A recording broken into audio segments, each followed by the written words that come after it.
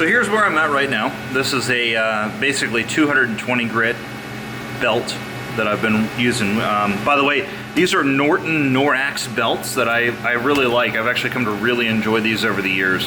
Historically, I've always kind of used Trizact CF belts. If you're the kind of guy who likes a little more structure in your belt, Trizact are great. For doing certain things, I like certain belts. The Norax belts are very, very tough. They wear really well. They do last, and they're expensive. They run about 10 bucks a piece, but these belts are worth what they ask for them. I think that Norton does a good job with these. The abrasive itself seems to last probably, I'd say 4 or 5 knives, and then you're kind of done. Bear in mind, I'm grinding hardened 20 CV. I do a rough grind before I send it out for heat treat, but when it comes back, you know, I do all my finish grinding, and so there's an element of, you know, I am grinding hardened steel that's pretty hard. So, you know, I find that I get more control that way if I actually use hardened steel to actually do the finished grinding. I know that some people like to grind really, really thin and then send out for heat treat, and then they do just a little bit of finished grinding. I actually like to remove, you know, probably 1/1000th or something like that on either side in order to do my finished grinding. So I've had good results with this. You know, people come back to me and I ask them, like, how long does it last before you need to sharpen it? And people say generally around 8 or 9 months, and that's a pretty good thing. I'm generally pretty happy with that on an EDC type knife. You know, the Banshee is thick stock, so this is 0.1875 thickness on the blade stock, so this is pretty forgiving stuff, but you know, still we're dealing with some interesting and complex geometry in the back here, and I don't know if you can see the plunge lines. That's a pretty hard plunge line to do. And when I first started making the Banshees, you know, I was doing the plunge lines a little differently, and it didn't really, you'd get this area of unsharpened area back here. And I know that was one of the things of criticism that I had kind of taken in and you know, listened to. So this is going to be a little different. You know, I've kind of pulled the plunge line a little further back, almost into this little locking recess here, and it still is exposed, and you can see it, and it looks pretty nice. But you know, this is, I think, a really good compromise. That gives you the full sharpened run, even down here into this little area, this little doohickey. I do need this geometry though. This is for the secondary stop pin that's on the spindle lock. You know, unlike a Benchmade axis lock, the spindle lock has a second stop pin in it. When you close the locking system on an axis lock, it actually closes and uses the axis lock itself as the second stop pin to prevent it from, you know, over closing. I didn't like that. I thought that it put a lot of pressure unnecessarily onto the axis lock, and so that's why the spindle lock has a secondary stop pin in it. So anyway, I'm just going to finish grinding this, and yeah, we're going to go ahead and get it mounted up on a knife, and I'll show you the rest of the build.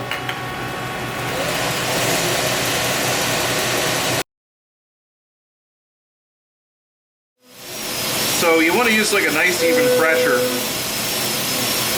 when you do this. But you can see, I mean, we're getting a nice polish on there.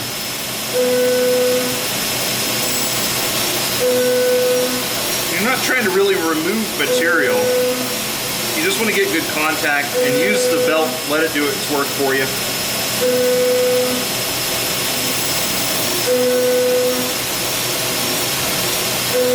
Obviously, when you're doing this freehand, you know, every day for basically 8 years, you know, it becomes second nature. But this is a skill that you're going to have to, if you're going to get into knife making, this is something that takes a while to perfect. A lot of makers are going to use jigs to do this. You know, my general opinion is jigs kind of take a lot of the soul out of knife making. I'm not saying it's a wrong way of doing things, but it's for noobs. Kidding, by the way.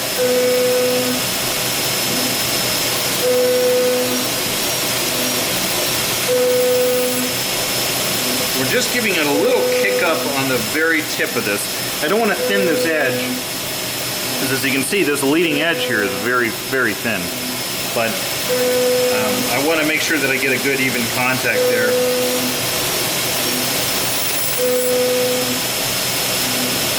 and I'm just kind of at medium speed.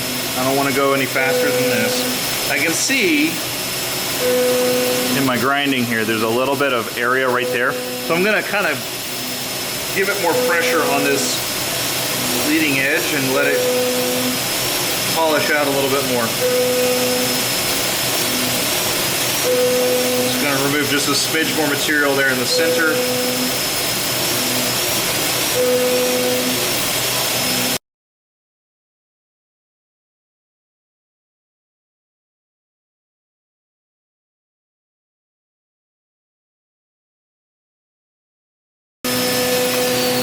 Let's go on to, I think I want to hit it with one other belt. This is going to be 800 grit. Again, more Norax belts. I'm not paid to say this, but I just like their belts, man. They're good belts.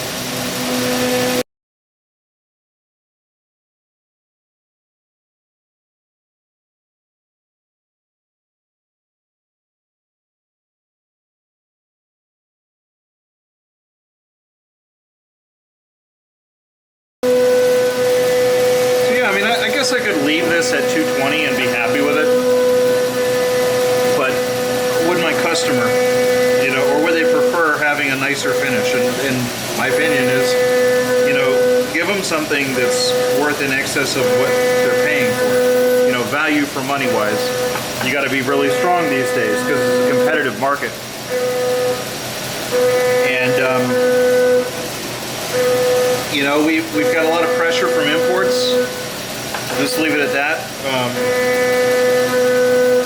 You know, the knife market has expanded a little, but not really enough to soak up, you know, a dozen new models a week from China, from relatively expensive brands. You know, they're in the $100 to $200 mark. That's a lot of money. And that does put pressure on everybody in the knife industry here in the United States. Because you start looking at Riats and Best Tech and WE and all the others, right, that have just kind of flooded into the market. And yeah, I mean, that's tough to compete against. And some of them are very, very competently executed. Some of them. Not all of them, but some of them. By the way, I'm going to come up here and give this a nice little crown. I'd already started that back at 220.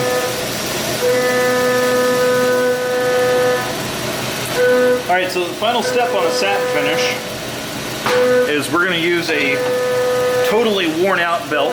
This was like, I think it was like a 1200 grit belt to begin with. And man, this thing is just beat up and worn out and everything. But I've got it loaded up with polishing compound. And what that's going to do is it's going to use the finish that's already underneath. I put an 800 grit finish underneath of it. So this is going to take the high spots when you grind it. You know, even at 800 grit, there are high and low spots. And it's going to polish the high spots. And so what you're going to be left with are the grind lines from the 800 grit, which are really nice looking, plus a little bit of polish. And I'll show you in a minute. This finish looks awesome. And this is how I do my satin finish. It takes time. I'm not gonna lie.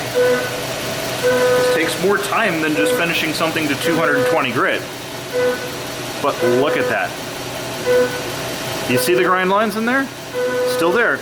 But you get that nice polish. It almost looks like a mirror. Right? That's how to do a satin finish. That's better than everybody else's.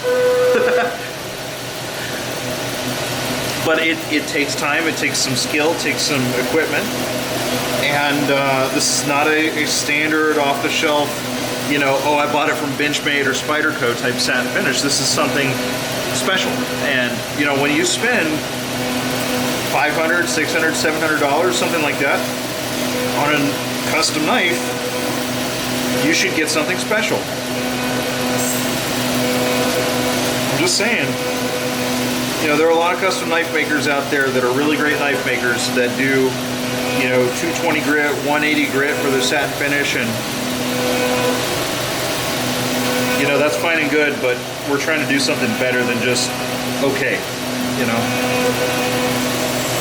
This has got to be a knife that you look at and you're like, okay, somebody put some time, effort, and care into it. And I think that's what this shows.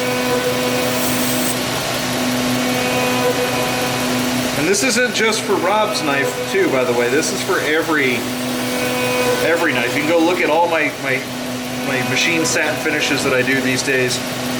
This is the process, man.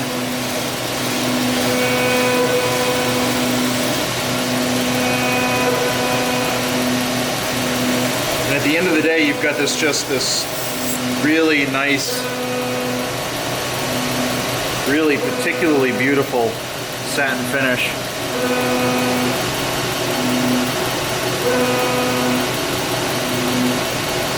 There's a little area right there I need to hit.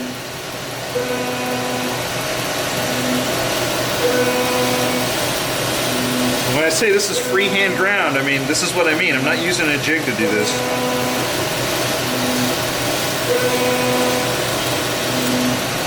One knife maker, one knife, you know, yada yada yada, sole authorship, whatever. But, you know, when you buy a Moon knife, this is what you're going to get, you know. I'm not just going to stick it on a milling machine, and when it comes off, I'm going to, you know, throw it in a tumbler and sell it for $925.